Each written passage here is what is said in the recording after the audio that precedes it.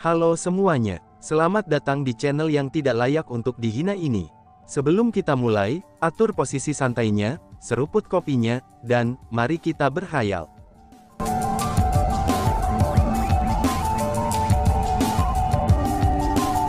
Melanjutkan cerita sebelumnya. Senior, apakah kamu mengizinkan junior ini menawarkan untuk bersulang? Kata Chu Feng. Chu Feng, kamu punya Amer. Seru Tante Yingming. Segera, ekspresi kegembiraan muncul di wajah Tante Yingming. Aku tidak hanya memiliki Amer, tapi aku juga memiliki topi miring, balas Chu Feng. Saat Chu Feng berbicara, dia mengeluarkan beberapa kendi besar Amer dari kosmos saknya. Semua Amer ini berbeda rasa, dan mereka semua Amer yang cukup bagus. Pada saat yang sama, Chu Feng juga mengeluarkan beberapa gelas Amer. Sementara gelas Amer tampaknya tidak indah, tapi mereka sangat besar, dan lebih mirip mangkuk besar. Chu Feng sangat menyukai cangkir Amer semacam ini. Hebat, bantu tuangkan aku secangkir Amer, ucap Tante Yingming. Setelah melihat Amer, Tante Yingming segera menjadi bersemangat. Dia sama sekali tidak tampak seperti seseorang yang terluka. Mendengar itu, Chu Feng pun tidak ragu. Dia segera meraih kendi Amer, dan menuangkan secangkir penuh Amer untuk Tante Yingming. Saudara-saudara, mari kita semua duduk dan minum bersama. Ucap Tante Yingming sambil meraih gelas Amer yang diisi dengan Amer, dan berbicara dengan Dugu Xingfeng dan yang lainnya. Baiklah, balas Dugu Xingfeng sambil mengangguk. Dia langsung meraih cangkir Amer, dan mulai menuangkan Amer ke cangkir. Bersulang, suara cangkir Amer yang beradu segera muncul. Chu Feng, Dugu Xingfeng, dan yang lainnya mulai bersulang satu sama lain dan mulai minum Amer. Mabok-mabokan mereka ini mengabaikan status mereka. Itu semua tentang persahabatan, serta pertemanan berdarah panas antara saudara. Meskipun mereka tidak saling kenal lama, tapi mereka telah mengalami cobaan dan kesengsaraan bersama. Persahabatan semacam ini, itu bahkan lebih dalam daripada teman-teman dari cuaca baik selama bertahun-tahun atau puluhan tahun. Meskipun situasi saat ini tidak dapat dikatakan baik, karena ada seseorang yang terluka parah dan seseorang yang akan mati, dan suasananya juga sangat berat. Meski begitu, mereka semua terus minum Amer sepuasnya. Bahkan bisa dikatakan bahwa mereka riang dan tidak terkendali secara emosional. Segera, mereka telah minum semua Amer yang telah dibawa Chu Feng bersamanya. Setelah mereka selesai minum Amer, Chu Feng dan yang lainnya pindah ke samping. Mereka melakukannya karena mereka tahu, bahwa Tante Yingming akan memiliki kata-kata yang ingin dia katakan kepada Tante Sue. Ini adalah saat-saat terakhir Tante Yingming. Mereka tidak bisa membiarkan dia menyesal, jadi mereka ingin dia mengucapkan kata-kata terakhirnya. Pada saat Tante Yingming dan Tante Sue berbicara, Tante Sue menangis. Ini adalah pertama kalinya Chu Feng melihat Tante Sue menangis. Ekspresi Tante Sue sudah sangat dingin. Karena tiba-tiba muncul dua baris air mata, ekspresinya menjadi sangat dingin sehingga orang akan merasa sakit hati hanya dengan melihatnya. Namun, ketika orang yang paling dekat dengan mereka akan mati, siapa yang tidak mau menangis? Tidak peduli seberapa kuat seseorang, mereka tidak akan bisa menahan air mata mereka. Karena bagaimanapun, orang-orang semuanya memiliki emosi. Sue, meskipun kamu bukan seseorang dari keluarga Tante aku, tapi aku telah menganggap kamu sebagai putri aku sendiri. Jadi, aku memberikanmu warisan paling penting dari keluarga Tante aku. Saat Tante Yingming berbicara, dia menyerahkan belati yang sangat kecil dan indah kepada Tante Sue. Belati itu sangat istimewa. Warnanya putih, permukaan selubungnya dipenuhi dengan kepingan salju, dan memancarkan aura dingin yang samar. Itu belati Cold Snow, seru Tante Sue. Ketika Tante Sue melihat belati itu, ekspresinya berubah. Ekspresi terkejut muncul di matanya yang besar. Itu benar, itu adalah belati Cold Snow. Saat itu, sekte tanah terkutuk yang terkutuk itu telah membantai keluarga Tante aku, itu karena belati salju dingin ini. Namun mereka tidak akan pernah berpikir, bahwa belati Cold Snow ini akan berada pada anak biasa seperti aku. Saat ini, aku menyerahkan belati Cold Snow ini kepadamu. Itu karena bagiku, yang paling penting tidak lagi adalah Cold Snow Dagger ini. Tetapi kamu adalah orang yang paling aku banggakan, anak aku, Tantai Sue. Omon-omon, itu benar-benar takdir. Kembali ketika aku menjemput kamu, kamu telah ditinggalkan di tumpukan salju. Namun, salju tidak dapat membekukan atau melukai kamu. Justru sebaliknya, kepingan salju berputar di sekitar kamu, dan seolah-olah mereka berusaha melindungi kamu. Pada waktu itu, aku tidak tahu bahwa kamu adalah pemilik tubuh ilahi. Namun yang aku tahu, kamu ditakdirkan dengan salju. Itulah sebabnya aku menamai kamu Tantai Sue. Sue, cabut belatinya, kata Tantai Yingming. Ayah angkat, apakah kamu ingin aku mencabut belatinya? Bukankah kamu mengatakan bahwa itu adalah harta keluarga Tantai, dan merupakan sesuatu yang hanya bisa ditarik oleh para jenius keluarga Tantai saja? Meskipun nama aku Tantai Sue, tapi aku bukan seseorang dari keluarga Tantai yang asli. Kata Tantai Sue. Sebelum aku bertemu denganmu, itu juga yang kupikirkan. Aku pikir hanya orang-orang dari keluarga Tantai sajalah yang bisa mengeluarkan belati Cold Snow ini, karena belati Cold Snow mengandung rahasia terhebat keluarga Tantai aku. Itu adalah rahasia untuk memungkinkan keluarga Tantai aku bangkit, dan muncul dalam kekuasaan.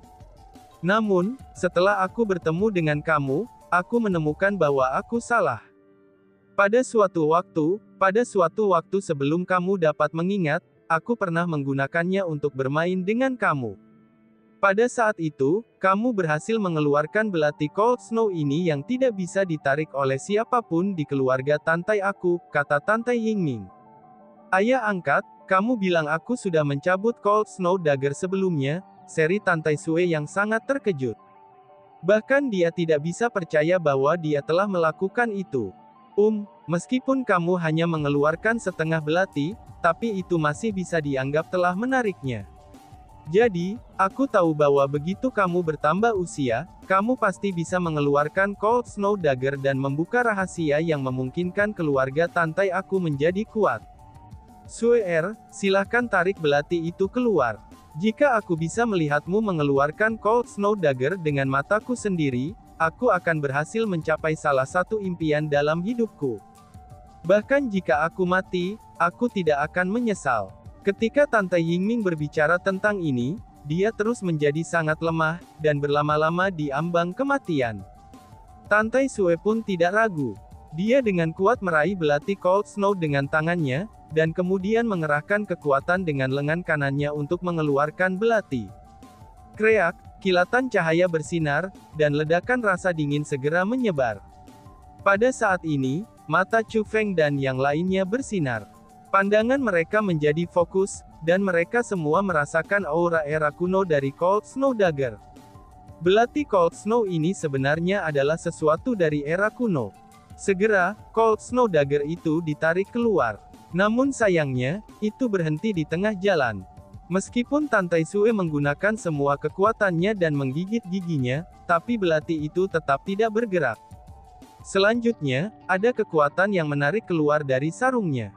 Kekuatan itu mulai menyedot bagian belati yang Tantai Sue tarik untuk kembali ke sarungnya. Kekuatan yang menarik ini sangatlah kuat. Meskipun Tantai Sue telah memberikan segalanya untuk menarik belati itu untuk keluar, tapi dia masih tidak mampu melawan kekuatan yang menarik itu. Pada akhirnya, Cold Snow Dagger itu kembali tertutup sekali lagi. Pada saat itu ditutup, kekuatan yang luar biasa juga ikut menghilang, dan udara di sekitar mereka kembali seperti semula. Ayah angkat, aku minta maaf. Sue tidak dapat menariknya keluar, ucap Tantai Sue sambil menggelengkan kepalanya. Ini adalah kehendak surga, ucap Tantai Yingming. Setelah Tantai Yingming mengatakan kata-kata itu, dia tersenyum lega. Kemudian, dia berkata kepada Tantai Sue. Sue, sebelumnya aku pernah mengatakan bahwa kamu harus menjauhkan diri dari yang lain. Perkataan aku waktu itu ternyata salah. Aku tidak ingin kamu menempuh jalan yang sama dengan yang kulakukan, yaitu jalan kesendirian, dan kesepian sepanjang sisa hidupmu. Jadi, kamu harus berteman. Chu Feng adalah teman yang bisa dipercaya. Kamu bisa mempercayainya. Dia telah membantu kamu hari ini. Di masa depan, jika dia membutuhkan bantuan kamu, kamu pasti harus membantunya, ucap Tante Yingming. Sue mengerti, balas Tante Sue sambil mengangguk. Dengan teman seperti dia yang menjagamu, aku bisa tenang. Setelah dia selesai mengucapkan kata-kata itu, Tante Yingming menutup matanya dan jatuh ke tanah. Ayah angkat, teriak Tante Sue. Melihat adegan ini, Tante Sue segera berteriak dan bergegas ke Tante Yingming, dan mulai menanamkan kekuatan ke dalam tubuh Tante Yingming dengan semua yang ada. Itu karena, dia ingin menyelamatkan hidupnya. Tapi sayangnya Tante Yingming sudah mati, dan tidak bisa dibawa kembali. Terlepas dari seberapa banyak Tante Sue mencoba, itu semua akan sia-sia. Pada saat ini, itu tidak cocok untuk Chu Feng dan yang lainnya untuk mengatakan apapun. Dengan demikian, mereka diam-diam mengawasi dari samping. Batuk-batuk. Tiba-tiba saja, serangkaian batuk terdengar. Itu adalah leluhur klan Yan. Kaisar marsial yang kuat ini akhirnya terbangun. Senior Yan, kamu sudah bangun. Bagaimana perasaanmu? Tanya Dugu Xingfeng. Melihat itu, Chu Feng dan yang lainnya segera bergegas ke leluhur Yan Clan. Tante Yingming telah meninggal, dan mereka tidak berharap sesuatu terjadi pada leluhur Yan Clan juga. Yakinlah, aku tidak akan mati. Jawab leluhur Yan Clan sambil melambaikan tangannya untuk menunjukkan kepada Chu Feng dan yang lainnya, bahwa mereka tidak perlu khawatir. Senior, sebenarnya apa yang terjadi padamu? Mengapa kamu menerima cedera ini? Kenapa kita tidak tahu tentang itu? Chu Feng dan yang lainnya bertanya dengan bingung. Aura Kaisar Marsial peringkat 2 sebelumnya, itu bukanlah milikku. Selanjutnya, orang yang mengalahkan Kaisar Kutukan dan Kaisar Vien bukanlah aku. Selain itu, orang yang melukai semua orang dari Sekte Tanah Terkutuk juga bukan aku. Lalu, orang yang memperingatkan mereka juga bukanlah aku. Dan bahkan orang yang membawa kalian semua ke sini bukan aku, kata leluhur Yan Clan. Senior, apa yang kamu katakan? Mengapa kita tidak mengerti? Tanya Chu Feng dan yang lainnya, karena semuanya bingung dengan apa yang dikatakan leluhur klan Yan. Aku telah dikendalikan oleh seseorang, kata leluhur klan Yan. Apa? Mendengar kata-kata itu, Chu Feng dan yang lainnya semua terkejut. Senior Yan, kamu mengatakan bahwa kamu dikendalikan oleh seseorang, siapa yang bisa mengendalikanmu? Dugu Xingfeng bertanya, bahkan ketidakpercayaan memenuhi matanya. Bukan hanya Dugu Xingfeng yang bertindak seperti ini. Chu Feng dan yang lainnya juga menemukan masalah ini sangat tak terbayangkan. Jika seseorang dari kultivasi Chu Feng dikendalikan oleh orang lain, itu masih akan masuk akal. Namun, leluhur Yan Clan adalah kaisar bela diri. Bahkan seseorang seperti dia harus dikendalikan. Maka dalam hal itu, seberapa kuat dan menakutkannya orang yang mengendalikannya. Aku tidak tahu siapa orang itu. Namun yang jelas, aku yakin orang itu sangat kuat. Paling tidak, orang itu akan menjadi kaisar bela diri peringkat 3.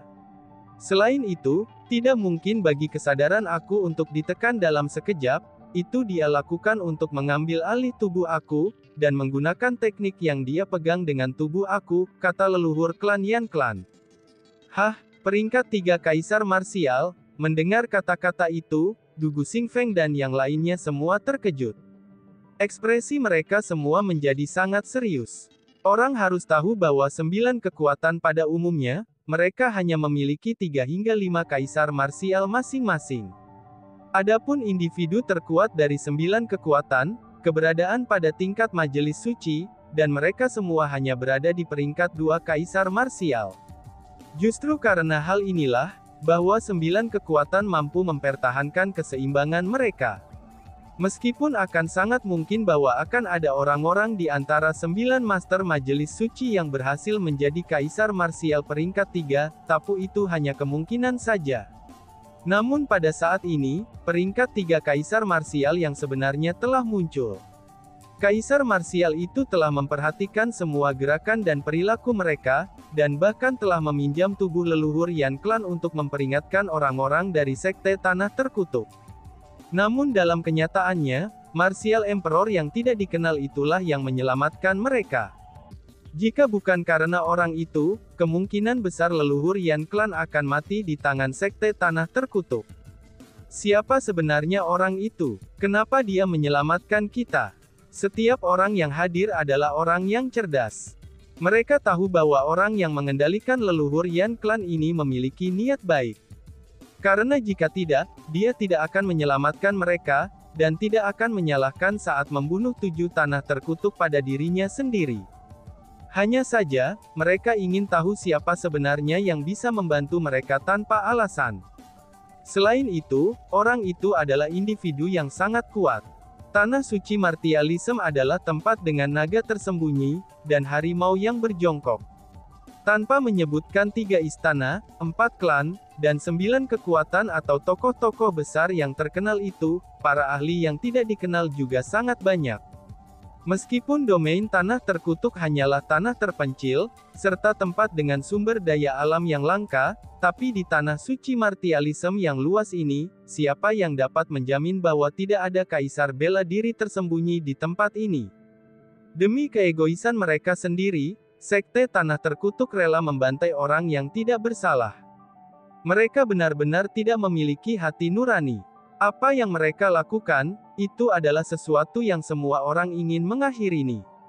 Adalah normal jika ada seseorang yang tidak dapat terus menonton, dan bertindak untuk memberi mereka peringatan. Jadi, tidak peduli siapa orang itu, dia harus menjadi individu yang benar. Paling tidak, perilakunya saat ini hanya menguntungkan dan tidak merugikan kita. Meskipun kesadaran aku telah terluka, tapi aku tetap berhasil mempertahankan hidup aku. Jadi, kita harus berterima kasih pada individu itu, kata leluhur klan Yan. Mendengar kata-kata itu, Chu Feng dan yang lainnya mengangguk setuju. Dengan demikian, mereka berhenti berspekulasi tentang identitas orang yang telah membantu mereka. Chu Feng, aku akan mengubur ayah angkatku di sini, ucap Tante Sue sambil berjalan mendekat. Pada saat ini, dia tidak lagi menangis. Dia juga menghapus air mata yang menutupi wajahnya. Namun, matanya tetap masih merah. Dari sini dapat dilihat bahwa, dia masih merasa sangat sedih. Menguburnya di sini, seru Chu Feng yang agak terkejut. Tempat ini benar-benar dapat dianggap sebagai gunung yang sunyi, dan itu adalah lokasi yang sangat tidak aman. Tante Yingming adalah puncak Half Martial Emperor. Sumber energi beserta mayatnya, itu adalah harta yang berharga. Jika seseorang menemukan mayatnya, kemungkinannya mayat itu akan diambil. Jadi, sangat tidak pantas untuk mengubur Tante Yingming di sini. Teman kecil Tante, apa pendapatmu jika mengubur ayah angkatmu ini di Gunung Qianwood kita? Kata Dugu Xingfeng. Dugu senior, terima kasih atas niat baikmu. Namun, ayah angkat aku telah mengatakan sebelumnya bahwa, dia ingin dimakamkan di mana dia meninggal. Dia telah menempuh perjalanan yang sangat panjang dalam hidupnya. Aku tidak ingin dia bepergian bahkan setelah kematiannya. Izinkan aku untuk menguburnya di sini, balas Tante Sue yang bersikeras. Baiklah, aku akan membantumu, kata Chu Feng. Tante Sue tidak menolak bantuan Chu Feng dan malah mengangguk. Dan, wush, tiba-tiba saja, formasi spiritual yang telah menyembunyikan daerah ini dibubarkan. Itu adalah Master Aliansi Spiritual Dunia, dan dia telah menghapus formasi roh. Chu Feng, cari lokasi yang bagus. Aku yakin kamu tahu apa yang harus dilakukan, kata Master World Spiritis Alliance. Murid ini mengerti, balas Chu Feng dan pergi dengan Tante Sue. Dia kemudian mulai menggunakan mata surgawinya untuk memeriksa gunung tempat mereka berada. Akhirnya, dia menemukan lokasi yang bagus dan cocok untuk mengubur Tante Yingming. Tidak hanya lokasi ini sangat tersembunyi, tapi itu juga memiliki feng shui yang hebat. Itu benar-benar lokasi yang bagus untuk menguburkan orang mati. Setelah menemukan lokasi ini, Tante Sue tidak menggunakan teknik spiritualnya untuk dengan cepat membuatkan kuburan. Justru sebaliknya, dia menggunakan tangannya sendiri untuk menggali kuburan secara pribadi. Melihat itu, Chu Feng juga mengulurkan tangannya untuk membantu Tante Sue menggali kubur. Tiba-tiba, Tante Sue mengangkat kepalanya dan bertanya. Chu Feng, mengapa kamu membantu aku? Tanya Tante Sue. Ekspresi rumit berkedip-kedip di matanya yang jernih. Karena kamu pernah membantuku sebelumnya, jawab Chu Feng. Aku membantumu pada saat itu, karena akulah yang membawa bencana itu. Aku hanya tidak ingin melibatkan kamu semua dengan bencana yang telah aku ciptakan. Adapun kamu membantu aku karena kamu merasa bahwa kamu berutang padaku. Apakah itu sebabnya, meskipun kamu berada puluhan ribu mil jauhnya, kamu masih bersikeras datang untuk menyelamatkan aku? Apakah itu semua agar kamu tidak perlu berutang apa-apa lagi kepada aku? Tante Sue bertanya. Tidak, jawab Chu Feng sambil menggelengkan kepalanya. Aku membantu kamu karena aku menganggap kamu sebagai teman aku. Mungkin saja, kamu mungkin merasa bahwa hutang aku telah diselesaikan setelah aku membantu kamu. Namun jika ada waktu berikutnya, dan waktu berikutnya lebih dari itu, selama kamu membutuhkan aku akan membantu kamu tanpa syarat. Kamu harus ingat, apa yang mengalir di antara teman adalah persahabatan. Di dunia ini, tidak ada banyak hal yang lebih penting daripada persahabatan. Jadi, aku membantu kamu tanpa mencari apapun. Namun selain itu juga bukan tanpa niat. Niat aku dalam membantu kamu adalah, itu agar kamu sembuh, kata Chu Feng. Mendengar apa yang dikatakan Chu Feng, wajah Tante Sue menjadi agak kaku, dan perubahan muncul di matanya yang indah. Kemudian, dia menjadi diam, lalu menundukkan kepalanya, dan mulai terus menggunakan tangannya yang putih lili untuk menggali tanah yang keras. Namun terlepas dari seberapa keras tanah itu, di depan dirinya, tanahnya menjadi lembut seperti air. Pada saat ini, dia dan Chu Feng telah menggali sangat dalam. Namun meski begitu, mereka terus menggali. Mereka berencana untuk mengubur Tante Yingming lebih dalam lagi. Apa rencanamu setelah ini? Tanya Chu Feng. Aku berencana untuk pergi ke domain Overlord, kata Tante Sue. Overlord Domain? Seru Chu Feng yang kaget setelah mendengar kata-kata itu. Sudah ke tanah suci martialism begitu lama, Chu Feng secara alami tahu domain Overlord ini. Tanah suci martialism ini sangat besar dan luas. Namun, karena energi batasnya, ia dipisahkan menjadi banyak domain. Ada domain yang ditempati oleh manusia, dan domain yang tidak ditempati oleh manusia. Namun tidak diragukan lagi, Overlord Domain adalah domain paling luas dan makmur di seluruh tanah suci martialism. Domain Overlord terletak di pusat tanah suci martialism. Itu menduduki daerah beberapa puluh kali lipat, dari daerah yang diduduki oleh 9 kekuatan. The Overlord Domain adalah domain tempat klan Kekaisaran Dongfang, klan Ximen Imperial, klan Beitang Imperial, dan klan Nangong Imperial berada. The Overlord Domain adalah domain tempat Istana Raja Fana, Istana Dunia Bawah, dan Istana Hukum Surgawi berada. Domain Overlord juga merupakan domain tempat inti dari peri kuno, yaitu di mana kerajaan peri berada. The Overlord Domain adalah domain dengan jumlah ahli terbanyak di tanah suci martialism. Namun sayangnya, tempat itu juga domain yang paling sulit untuk bertahan hidup di dalam tanah suci martialism.